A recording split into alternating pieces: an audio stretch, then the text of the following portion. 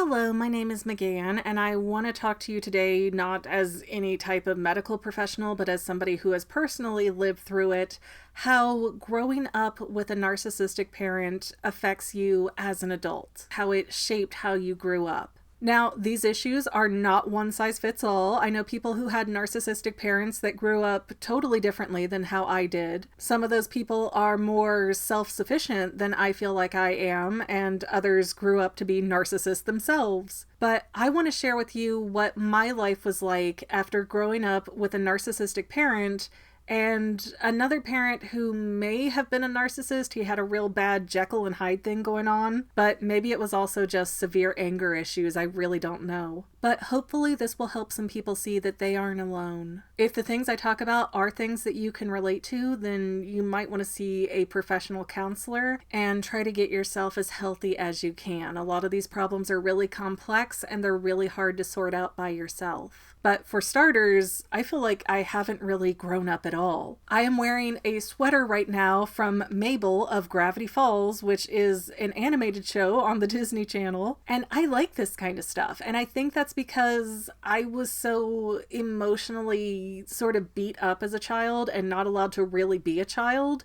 that now I give my inner child kind of whatever she wants, whatever sparks her joy. But the biggest problem I've noticed from how I was raised by a narcissist is that I never got the stair steps of growing my own independence. So I never really learned how to do things for myself. Because if you have a narcissist mommy or daddy, they want you to be dependent on them for as long as possible because that boosts their ego. Oh, I'm needed. Oh, she can't cut her steak, so I must cut it for her. See how important I am and what a nuisance you are, child. I mean, that's literally my entire freaking life. But because the narcissist parent wants their child to be more infantilized and need them longer, it really damages how that child grows up and becomes an adult. Which means, as an adult person who is in my mid-30s, I don't know how to cook or clean, yet when my parents would come into my home and see these kind of issues, do you think that they were sympathetic? No. They'd get mad and tell me that I was lazy and that I had seen them do all of these tasks so many times that I darn well know how to do them myself. Nope. Watching isn't learning. Doing is learning, and I was always discouraged from doing things for myself. Hoarding is another big issue. I was allowed to have friends, but that felt more and more discouraged as I aged into my teen years. And I think the logic was, well, she's at that age where friends go out and party or they go for boys, and we don't like that. We want to snuff that out before it can start. So for a number of reasons, I kind of gave up trying to form relationships with my peers or even with other humans in general. I was always pushed in the direction to be so isolated that even if I did make a friend, I had absolutely no conflict resolution skills. So it was like I would have a friend until we got into a normal disagreement, and then it was over. So I really gave up trying to form attachments to people and just started forming attachments to stuff. And even things that I've outgrown and put into storage, I can't handle the thought of getting rid of it. Like, I still have Littlest Pet Shop toys from the 90s, My Little Ponies from the 80s, on and on and on and on, because it feels like those are my memories, those were my friends, those are my connections to my life. So I get physically ill and overwhelmed at the thought of getting rid of anything because I don't know how to form healthy attachments with other human beings. And I say this as somebody who's been married and has children. I don't know that any of those relationships are particularly healthy, especially not my husband's because he is a narcissist that abused me and cheated on me. So he just kind of came in and reinforced everything that Mommy Dearest did. I've also come to understand that I have anxious, preoccupied attachment style. To try and explain it crudely, it's like I have this great big reassurance button on my arm, and I need it to be smacked constantly by my partner, or else I start going a little bit crazy. So as a weird, random kind of example here, if my husband did not pay attention to me all day, I might get in a mode where I'm like, hey, I need that button smacked on my arm. I'm going to strip down to my underwear and act like I'm walking out the door. And if he stops me or he acts jealous or like, what are you doing? Go sit down. down, then it's like, button smash. He showed me some reaction that he cares. And that's not a healthy way to react to things. Let me just point that out. I'm not saying that that's a good way to be at all, but having that button smacked with some kind of validation, some kind of attention, is the only way I know how to stay sane. And that also means that I am prone to getting attached to the very wrong types of people for me, like narcissists and sociopaths. Because narcissists and sociopaths are these types to offer a lot of love and a lot of attention up front. You don't have to build up to it. You don't have to work for it. They're just throwing it in your face on day one. And you see, anxious preoccupied attachment style usually stems from when you were a baby. So when you were a baby and you cried your eyes out, sometimes your parent came and sometimes they didn't. They just left you to suffer, let them cry it out, she'll pass out, something like that. So you learn as an infant who has no physical way to take care of yourself that you have to rely on yourself. And that makes you scared and anxious and in need of reassurance all the time. So because I had a narcissist parent, I am prone to fall in with narcissists because it's part of who I am at a core level ever since I was a baby. And that makes being abandoned extra hard because it also triggers things that go all the way back to infancy. It's not fun. It's not easy. The next problem is that I was raised to be such a super duper people pleaser to keep mommy happy that I can't say no. And I, for some reason, especially can't say no to men. Looking back, I'd say about 90% of the, let's call it bedroom encounters that I've had in my life, they only happened because I didn't feel safe and comfortable saying no. I didn't know how to say no. I was always so afraid that the guy I was with would either abandon me on the spot if I didn't sleep with him, or he would just flat out kill me. Growing up, I was never allowed to have my own autonomy or boundaries. So, I can remember occasions where I was getting a training brawl in probably the 4th grade, and we're going into grandma's house at Thanksgiving with all the family around, and my mother's sitting there going, pull up your shirt and show him, pull up your shirt and show him, pull up your shirt and show him, and just pushing me to do that kind of stuff, to hug people I didn't want to hug, to kiss on people I didn't want to kiss. I was not allowed to have autonomy to say no, and I grew up to be a person who didn't know how to say no. Basically, growing up, I was an object to be paraded around and used, and then put on a shelf until mommy felt like dealing with me again. And if I didn't sit quietly on my shelf, well then I got some serious emotional abuse. So that ended up translating to me being afraid to tell people no because I didn't want screamed at, I didn't want abandoned, I didn't want abused, because that's how mommy would have dealt with it. So not knowing how to say no, especially when things like intercourse are involved, that's a real thing. That is a real trauma-stemming thing that girls especially are trained to have because we have the cute dresses and the cute little training bras, and we're encouraged to be paraded around as toys, not people. I also desperately sought my own power and control away from my parents, and I did some very risky behaviors because of that. Basically, I tried to find my independence from my family to get away from them through men. So I was constantly trying to find that one true love who would swoop in and save me like a white knight on a horse, because I didn't feel like I could stand on my own 2 feet to save myself, and I wanted to break free from my family so badly. And that is definitely why I ended up having a baby at 19 and then another baby with somebody else before I was 22. Which, don't follow my path, because all that did was give my mother a whole new level of ability to control me. So now she controls me through my children and through pretending to be super grandma and by, throwing money at me when that's obviously a problem when you have 2 small children and you're still young. I was a mom with 2 children before I had a college degree. I was broke. I was on welfare for quite a few years, and that just left me more susceptible for my mother to come in and play puppet master. So trying to get my own escape did not work out as planned. Another weird thing is that I mumble, and my mother used to mock me for it, just like Mother Gothel mocks Rapunzel. But the reason I mumble around my parents is because if I was heard, I knew I would be punished. I knew there would be some big flip out and a belt would come out, or there would be a lot of screaming, or just, emotional abuse in general of, oh, we did all this stuff for you and now you're going to act like this. You're such an awful brat. So it's like, no matter what they did, no matter what they said, no matter how false I knew it was, I couldn't really speak up. So the most I could do is like, yeah, that really sounds like something, doesn't it?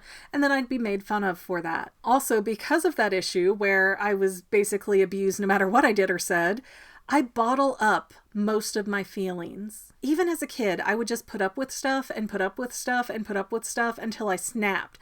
I'd have nervous breakdowns. And my parents, instead of thinking about how they were treating me or thinking about why I was reacting any certain way, they would just tell me that I was crazy and I was going to be locked up if I couldn't control myself. And mind you, this wasn't things like trying to pull knives on people or breaking the dishes. This was literally me screaming because I was not being heard ever. So to not be threatened and to not have to live in this constant state of terror, I had to learn to not react or care about anything. And I still do that in a lot of occasions. Someone might give me this huge gift and expect this great big reaction out of me. And in my head, I might be doing backflips. I might be so thrilled, but you would never know it to hear my voice or see my face. It's like stoic. Nothing's there. I just can't react to anything on the spot. I just can't. And actually thinking back on it right now, if someone gave me a present that was better than something that my narcissist mother got me, no matter, who it was or what it was, if I gave that gift too much reaction, she would take that as a slight against her, as a narcissist injury. And so she would punish me for it, and she would badmouth the person who gave it to me and might even cut me off from them. So even when it's a good or happy reaction, I was trained to never let it out. I have the best poker face, I guess. I was also trained to have my dad scream in my face, and then later, when he got over it, he'd call me up and apologize from work, or he'd buy me a present. And I think that is why I have so many issues being susceptible to intermittent reinforcement. I've done a video already talking about intermittent reinforcement, so if you want to check that out, you're more than welcome to. But basically, intermittent reinforcement is punching somebody in the face with one hand and petting them with the other. So pain and suffering goes hand in hand with love and care. And that kind of behavioral training as a child from my parent, from somebody who was supposed to love and take care of me, that has made me so malleable to get into and stay in toxic relationships. And the things that my dad would get mad about and that he would scream about that he'd come back and apologize for later,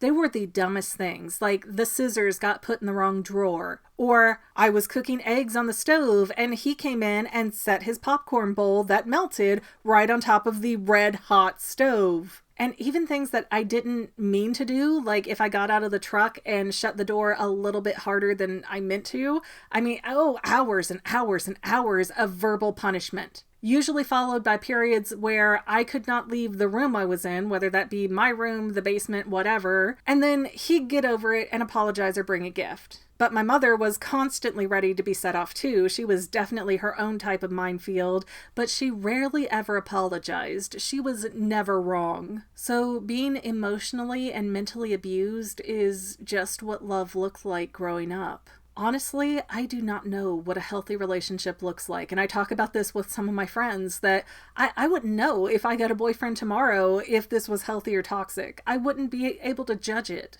I also use an unhealthy amount of humor as a defense mechanism. If people are laughing with you, they aren't yelling or punishing you for existing. And the outsiders don't look too hard for emotional bruises if the kid can crack jokes. So I have this problem where I don't know how to draw the line to be serious because I'm always anxious and needing people to laugh at what I say, not for, my ego, not because I think I'm some great comedian, but because that tells me that the person I'm interacting with isn't angry and that they're not about to lash out and, hurt me. If they're laughing, I can sort of judge the distance between myself, that person, and any emotional abuse coming my way. And that has been my default mode for so long that I don't know how to turn it off.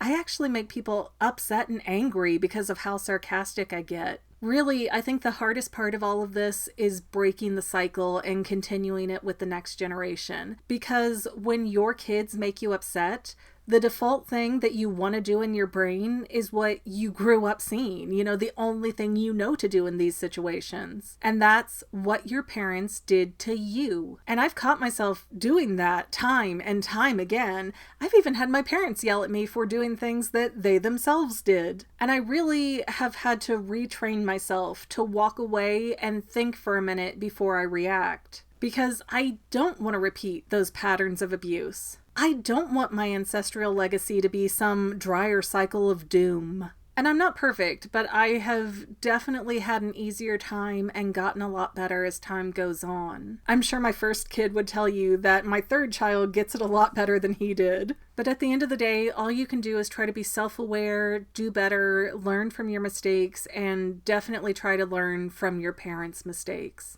It's really sad, but the truth is, so many of us who have been through abuse, we still want to have contact with our parents, with our narcissistic, abusive parents. Because we're trained, it's in our coding as humans to bond with our parents, even if they don't really bond with us properly. So we crave them, we want them, and we want their approval. And unfortunately, that often ends up from trying to please mommy and daddy to trying to please an abusive narcissistic partner.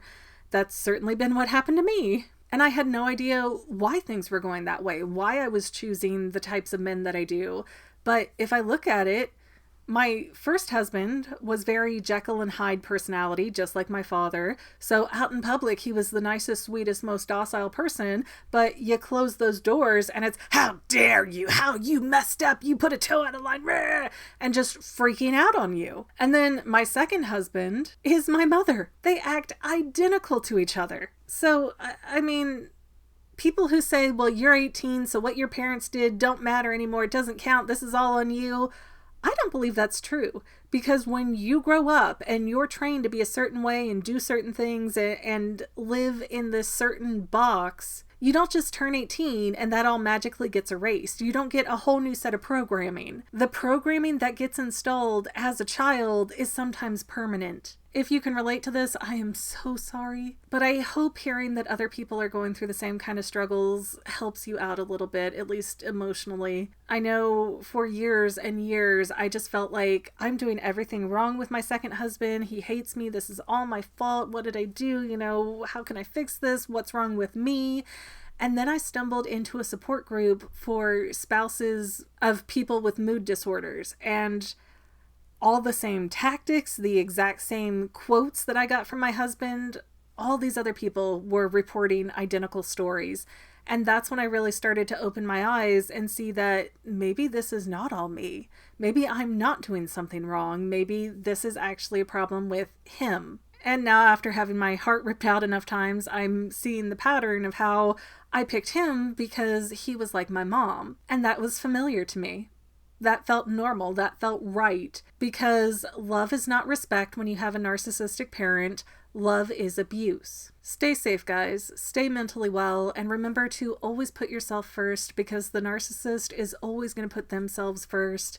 And if you have a truly toxic parent, I wish you all the support and emotional power that you need to cut them out of your life, if you can. I wish you all the strength you need.